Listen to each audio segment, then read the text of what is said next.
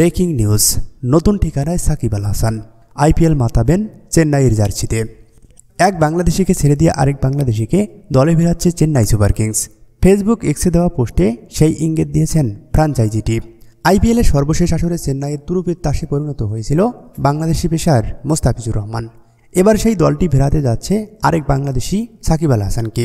আইপিএলের মেগা নিলামকে সামনে রেখে চেন্নাই সমর্থকদের পছন্দের স্কোয়াড সাজানোর সুযোগ দিয়েছে ফ্র্যাঞ্চাইজিটি। হয়তো কাকে দলে নিলে ভালো হয় সেই ধারণা লাভের মক্ষম এক সুযোগ।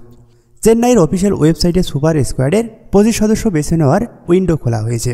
তার এই বিজ্ঞাপন হিসাবে পোস্টে রবীন্দ্র জাদেজার সঙ্গী হিসাবে আরেক স্পিন অলরাউন্ডারের ইঙ্গিত দেওয়া হয়েছে, যেখানে সাকিব আল হাসানের একটি ছবির শ্যাডো ব্যবহার করা হয়েছে পোস্টের গ্রাফিক্সে।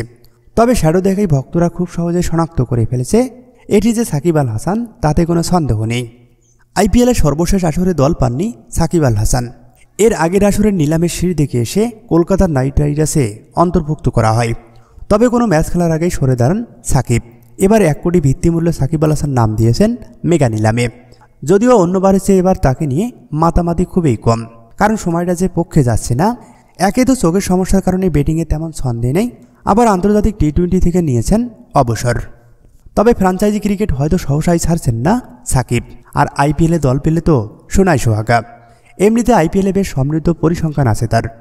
2011 থেকে 2021 পর্যন্ত খেলেছেন কলকাতার হয়ে, জিতেছেন 2টি শিরোপা। 2018 এবং 19 সালে খেলেছেন সানরাইজ হায়দ্রাবাদের জার্সিতে। এবার যদি চেন্নাই জায়গা হয় সাকিবের, তবে আইপিএলে তা হবে বিশ্বের অন্যতম সেরা অলরাউন্ডারের তৃতীয় দল।